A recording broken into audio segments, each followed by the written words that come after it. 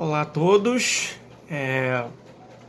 Hoje a gente vai fazer um resumo do nosso quarto encontro, um encontro que descreveu um pouco, né, o debate entre o Jean-Jacques Rousseau e Adam Smith, os dois bem na fase áurea do iluminismo no final do século XVIII, né? Então, a gente sempre, só lembrando, né, que a gente está olhando e lendo esses autores e entendendo as obras dele de uma perspectiva que visa aquele ajuste triplo no nível do indivíduo, de suas relações e do todo, né, do conjunto de estruturas sociais em que eles vivem, e para onde e qual é a direção, em que sentido esses três ajustes se movem, né? E dentro dos nossos primeiros encontros, nossos dois primeiros encontros, a gente explicou que, particularmente no segundo encontro, nas categorias básicas da ética, né, quer dizer, a questão é como é que a gente faz com que certos hábitos se ajustem de maneira que tanto o indivíduo, quanto suas relações, quanto a sociedade como um todo que ele vive, leve ao bem comum, né? E o debate que a gente está vendo hoje entre o Smith e o Rousseau é um debate que principalmente coloca em questão o que significa esse bem comum no final do século XVIII, como a gente já falou aqui, no auge do iluminismo, e ao mesmo tempo no início da Revolução Industrial Inglesa, né, que, como a gente sabe, carrega movimentos contraditórios do ponto de vista da economia e da sociedade, né? Você tem ao mesmo tempo a ideia de abundância no meio da pobreza, né? Então, isso era um sintoma que Rousseau via como um desajuste global, né? E, portanto, a questão básica que nos segue, né, que a gente vai seguir nesse vídeo curto, é saber em que medida o autointeresse, a busca pelo lucro tão comum e tão ficando cada vez mais ampla nas sociedades modernas da Europa Ocidental, vai ou não vai levar a desajustes entre os indivíduos, né, e com o todo em que eles vivem, de forma que a ênfase, a perseguição do autointeresse e da busca do lucro leve ou não a um desajuste global, tanto na sociedade como um todo, na economia como um todo, quanto nas relações que os indivíduos têm entre eles, quanto dentro dos próprios indivíduos, né, que aí passam a ser, nas palavras do Rousseau, superficiais, invejosos, ou nas palavras, né, irônicas dele, meros burgueses, como ele coloca, né? Então a gente vai comentar rapidamente como é que o Rousseau vê essa questão e qual é a diferença, né? O que ele tá, de onde ele vem com esse pensamento, né? Então a gente viu que com o John Locke, né, um dos principais contratualistas ingleses, a gente vai justificar o aumento das desigualdades com base na invenção do dinheiro e da possibilidade de acumular. Haja vista que o dinheiro não é perecível, né? Quando os bens eram perecíveis, os bens da terra, aí a gente não podia acumular. E, portanto, a gente, no estado de natureza, garantia uma desigualdade com base no mérito, mas era uma desigualdade pequena, não é? Não vai ser mais agora, uma vez que o dinheiro é inventado e que essa desigualdade pode crescer. E, de fato, essa desigualdade cresce durante todo o século XVIII, de forma que no final do século XVIII a questão começa a surgir com relação à viabilidade daquilo do ponto de vista da manutenção da sociedade como um todo, não é? Então é esse problema que Rousseau vai enfrentar com a sua teoria, primeiro criticando, né, nos seus dois primeiros discursos, né, o discurso sobre as artes e as ciências e o discurso sobre a origem das desigualdades, e depois tentar uma solução através do Emílio, né, o livro sobre educação, e do Contrato Social, né, ambos de 1762, portanto é nessa fase que a gente está comentando, final do século XVIII, indo para o final do século XVIII. Então, o que Rousseau tem de diferente com relação a Locke, né? Para começar, é justamente a ideia que ele explica de uma maneira, pela via de uma história que é conjectural, como que se dá esse processo de aumento de desigualdade, né? Primeiro, ele faz a crítica às próprias artes e ciências, mostrando como é que o conhecimento, uma vez que ele adquire o status de conhecimento acadêmico para ser discutido em cafés ou em academias, ele vai se transformando numa espécie de torre de marfim, onde a gente tem pessoas que são eruditas pela pura erudição, né, sem fazer com que aquilo se transforme em algo, um conhecimento útil, digamos, para melhorar a vida de quem mais precisa na sociedade francesa, principalmente no final do século XVIII.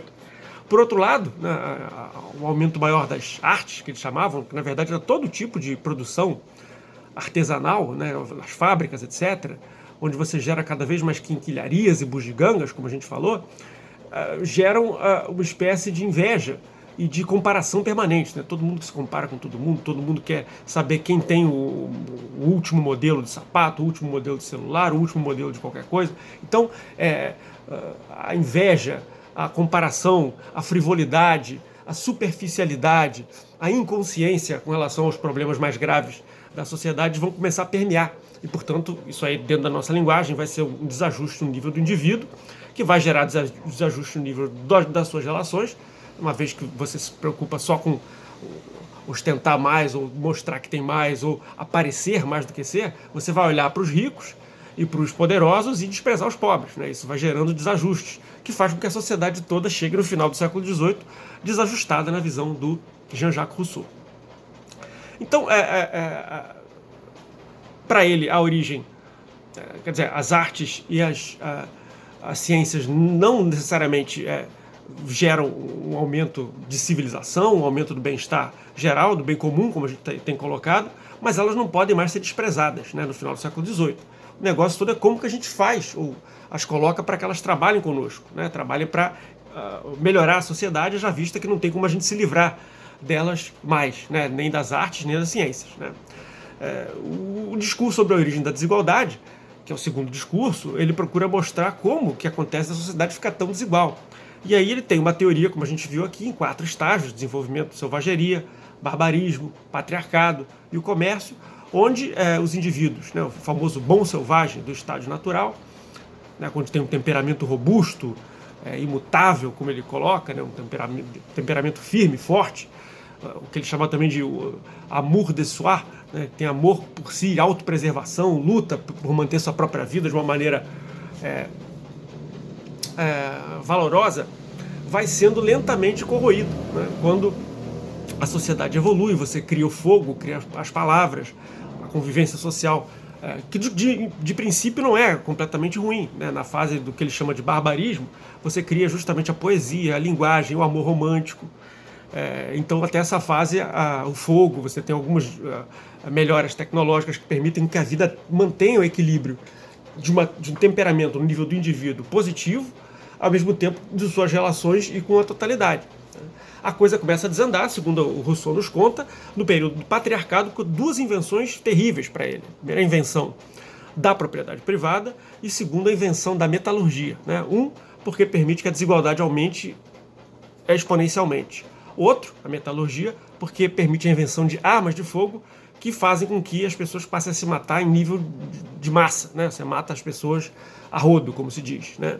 Então, esse problema que o Rousseau identifica, essas duas invenções, vão fazer a degeneração da sociedade, vão gerar um aumento da desigualdade, todo tipo de ordenamento e hierarquia social, entre homens e mulheres, vai ter entre ricos e pobres, entre nobres e plebeus. Então você vai ter diversas desigualdades aumentando depois dessas 2 invenções, e você vai ter finalmente o último estágio, o estágio comercial, que é esse estágio o que ele comenta, que é o estágio da frivolidade, o estágio da ostentação, o estágio da inveja, o estágio do ciúme, o estágio da superficialidade, onde a gente busca apenas ostentar, ter mais, né, do que desenvolver realmente virtudes, né? E dessa forma, essa sociedade que busca o luxo e busca a ostentação acaba não apenas se desajustando, como desajustando os tipos de relações que tem entre homem e mulher, entre patrão e empregado, entre professor e aluno, como desajustam o próprio indivíduo entre si,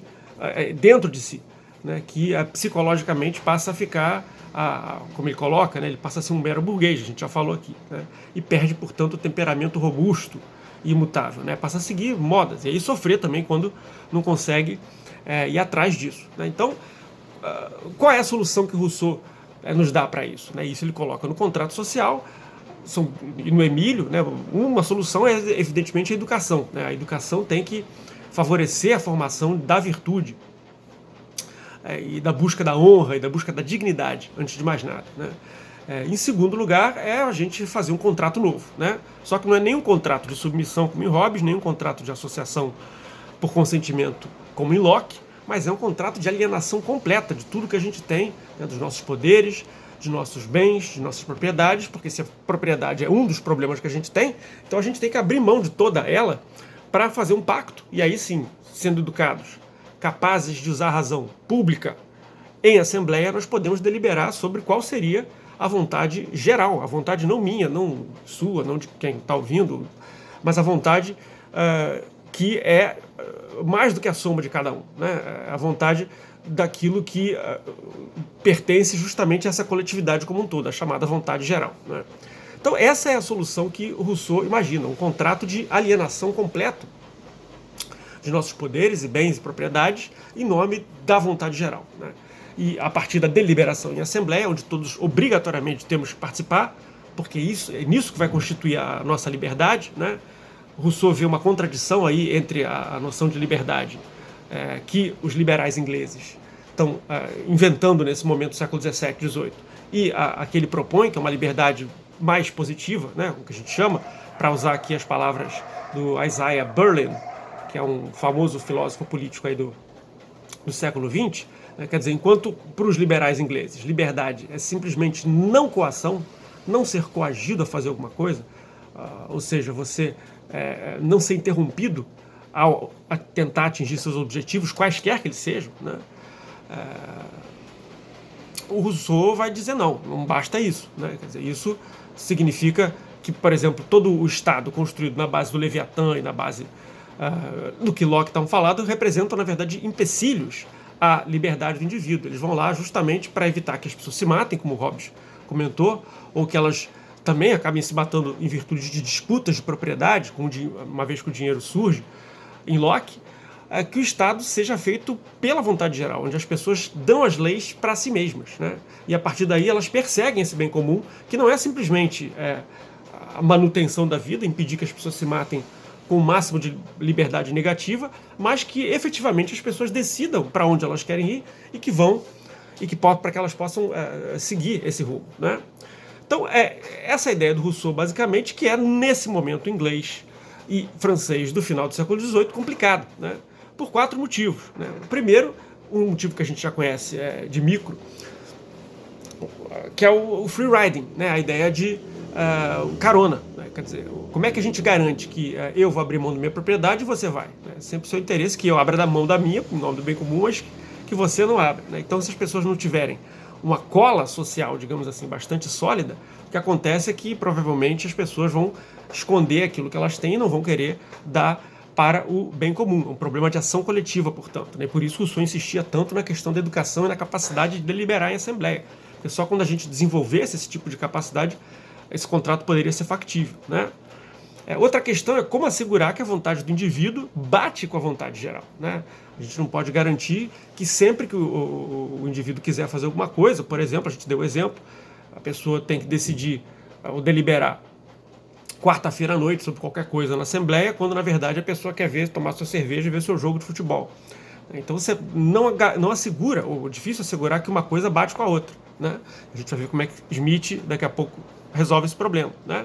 O terceiro problema é garantir que a vontade geral não se corrompa, né? Uma vez que a vontade é deliberada, ela tem que ser executada, mas só que ela é executada justamente pelos comissários, como o Rousseau coloca. E os comissários, evidentemente, eles operam em corporações, são os comissários da saúde, que operam os médicos, os comissários da educação, os professores, os comissários da polícia, que são da segurança. Cada um deles tem interesses corporativos, como o Rousseau falava, né? E a tendência que a gente tem é que, se você não mantém uma permanente vigilância via participação coletiva, a tendência é a vontade geral se degenerar em vontades corporativas, né? E por fim, como a gente já comentou aqui, noções distintas de liberdade, né? Quer dizer, o Rousseau propõe uma liberdade mais, como a gente falando, positiva, aquela em que a gente coloca as regras para nós mesmos, enquanto coletividade, E isso é totalmente diferente dos ingleses, porque os ingleses imaginam que a liberdade é basicamente negativa, né? De forma que o bem comum nesse momento é apenas manter as pessoas vivas, né? Como a gente já comentou aqui, uma espécie de biopolítica, né? Ou seja, né, em resumo da melodia aí para o Rousseau, apostar no comércio e na busca do lucro individual, da pessoa individual, para gerar o bem-estar coletivo é um tiro no pé. Isso vai dar errado, né?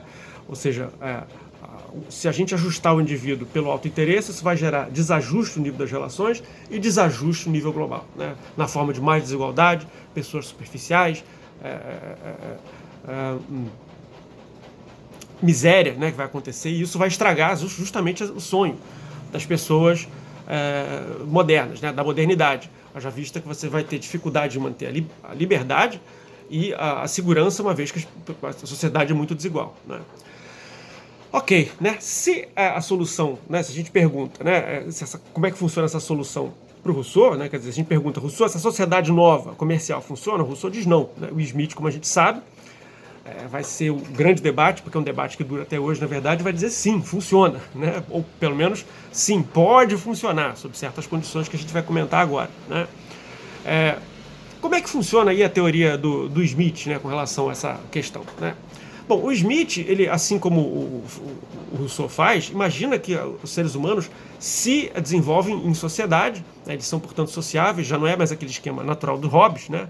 A gente já falou de Gross, o Pufendorf, o próprio Locke, né, como a sociabilidade humana era assumida por esses autores. Isso passa tudo para Smith, que estudou todos eles, né? Então, a questão para o Smith é saber como a gente parte de um indivíduo já socializável e esse indivíduo se desenvolve em estágios também, como Rousseau, né? Com a diferença que, para o Smith, os estágios são outros, né? Você tem o estágio de caça-coleta, o estágio de pastoreio, o estágio agrícola e o estágio comercial, né? O último estágio é o mesmo, mas os outros são diferentes do Rousseau. Mas a ideia de que os seres humanos se desenvolvem em sociedade é parecida, né? O que é diferente é justamente a ideia que os seres humanos fazem um grande contrato aí, que podem fazer um contrato por vontade geral. Isso aí, o Smith, atento ao problema da ação coordenada dos indivíduos, já imagina que isso aí é muito difícil, principalmente em sociedades estendidas, como está sendo o caso da Inglaterra e da França nesse momento, né? Então, se não vai ser por base de um contrato de alienação, como é que será, né? Então, o Smith admite que as pessoas naturalmente têm a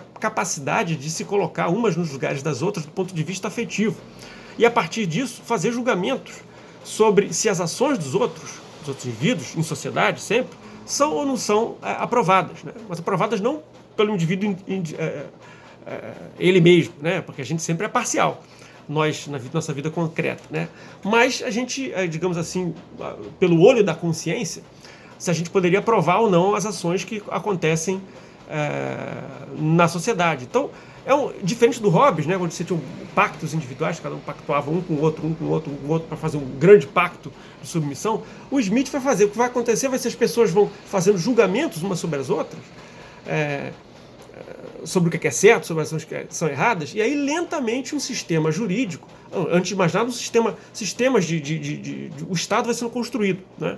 Primeiro para o Smith, para se proteger, para a sociedade se proteger, depois você vai criar os aparelhos de Estado do Executivo, né, para tratar das coisas comuns, como se fosse uma espécie, talvez, de grande condomínio, né, problemas comuns, e a partir disso depois você vai gerar um sistema jurídico para fazer julgamento sobre quem está certo e está errado, e por fim um sistema legislativo, para criar regras, em princípios gerais, que possam dar conta daquela sociedade funcionar, né? Esse é o ponto que a gente vai continuar elaborando no nosso próximo encontro, quando falarmos dos utilitaristas. E esse é o ponto que Smith quer mostrar, né? Como a partir dessa capacidade que a gente tem de se colocar nos pés dos outros, né? Que ele chama de capacidade de simpatia, né? Que não é essa palavra que a gente imagina, o cara é simpático, não, mas essa capacidade de se afetivamente ser tocado, né? Pela situação que está vindo. E aí se bate, digamos assim, a gente aprova a ação, e se não bate, a gente desaprova a ação, né? Então você vê uma pessoa dando um tapa na outra, a gente olha principalmente a circunstância em que aquilo aconteceu e vê, será que isso foi certo? Esse tapa teve algum motivo? Se bateu o meu sentimento com o dela, eu posso imaginar que em princípio sim. Se eu me imagino de um ponto de vista imparcial essa situação, eu posso realmente aprovar e garantir que a ação é correta. Então esse mecanismo de pequenas julgamentos sobre o que é certo e o que é errado, que vai montando toda a sociedade, aos poucos, de uma maneira evolucionária, né? A questão toda para nós, na sociedade, a gente não vai tratar desse processo todo, né? Mas para nós o que interessa no nosso curso é saber, tá bom, e o autointeresse? Será que o autointeresse é aprovado por esse espectador imparcial, como Smith dizia, né? Que olha para as ações de uma maneira assim, por cima, né? Como se não estivesse, como se pudesse não estar envolvido, né? O que o Smith vai dizer contra Rousseau, sim, é possível aprovar, sim, né? Essa ação, desde que elas sejam justas, né, ou pelo menos no mínimo obedeçam à lei, que elas sejam prudentes, e aí a gente lembra da fronesis aristotélica, que a gente já viu também no nosso segundo encontro, se eu não me engano. Elas têm que ser autocontroladas também, ou seja, elas não podem simplesmente continuar querendo mais e mais e mais e mais, como o Hobbes sugeria, né? E por fim, elas não excluem a benevolência, que é desejável, mas não é obrigatória, vamos colocar assim, né? Isso aí é algo que nos traz de volta os objetivos também da tradição cristã de pensamento, né? Então, o que o Smith vai dizer? Se o autointeresse tiver esses freios morais, vamos colocar assim, e, portanto, entra a moralidade aqui, e a gente começa a sair do nosso buraco de Alice, a gente começa a ver, portanto, que o autointeresse, na verdade, ele funciona como um rearranjo de paixões, né, onde a ideia do velho pecado aí da avareza, né, ele é contraposto a outros pecados, né, os pecados com relação a você dominar os outros, ou a você ter pecados relativos ao corpo, né, gula, luxúria, etc. Então, quando essa força, né, a antiga força da avareza, se contrapõe a esses outros dois pecados, né, de uma maneira prudente, autocontrolada e justa, ou seja, calculada lentamente, de uma maneira adequada, você tem a possibilidade do indivíduo não se desajustar, né? E o Smith aqui está falando dos indivíduos comuns, claro, né? Ele não está pensando em heróis, claro que o ideal, as pessoas que a gente admira são muito mais nobres do que pessoas simplesmente que correm atrás do seu, vamos colocar assim. Mas o Smith está tratando das pessoas que estão nas sociedades modernas que ele está vivendo, né? Não adianta a gente sonhar com pessoas super magnânimas ou super benevolentes que, como o Smith vai colocar no início da Riqueza das Nações, não são o comum, né? Você está tratando com um padeiro, açougueiro, cervejeiro, né? Ok, mas o que acontece no nível do todo, né? Se o Smith está me dizendo que o autointeresse não necessariamente leva à decadência, à superficialidade, à ostentação, né? Ou seja, que é possível a gente se autoajustar e, portanto, volta a educação aí e volta a ideia aristotélica de que é possível a gente adaptar o indivíduo, e isso está presente tanto no Rousseau, né, com a ideia da educação, a perfectibilidade, como ele falava, né, que a gente pode colocar como melhorabilidade, que a gente vai observar de novo também no nosso próximo encontro com o John Stuart Mill, né, a ideia de improvement of mankind, né, melhora da humanidade. Resta saber se isso vai ou não vai se refletir no todo, né? E aí começa a questão, né? Porque a grande questão do Rousseau não, essa sociedade que corre apenas atrás do lucro, ela tende evidentemente a se degenerar, né? Você vai ter imensa desigualdade aí e essa ostentação e superficialidade graçando pela sociedade como um todo. Então, o que Smith responde? Aí que a gente, dentro do nosso olhar, olha a teoria da mão invisível dele como sendo uma teoria capaz de resolver esse problema do Rousseau sem apelar para esse contrato de alienação, nem para a ideia de vontade geral, todo mundo deliberando em assembleia, né? O que o Smith mostra ali nos primeiros livros da Riqueza das Nações, com essa ideia também de mão invisível, é justamente a possibilidade de que, se cada um for atrás do seu próprio lucro, do seu próprio interesse, seguindo aqueles preceitos éticos, né, justiça, prudência e autocontrole, né, sendo que a benevolência é desejável, mas não obrigatória, como a gente sabe, vai fazer com que, no todo, né, e esse é o ponto, desde que haja competição no mercado, o todo seja leve não a uma lucratividade máxima, né, mas uma lucratividade onde a gente sabe isso também de micro, onde os lucros econômicos tendem a zero, né. Isso é uma coisa curiosa, você tem um descompasso aí entre a razão do indivíduo, que é a calculadora robesiana, do autointeresse ali, né, onde você tem, embora seja justo, prudente, autocontrolado, você faz os cálculos, etc., né, querendo buscar cada vez mais, né, e isso o Smith diz que é bom, é aprovável, né, você aprova.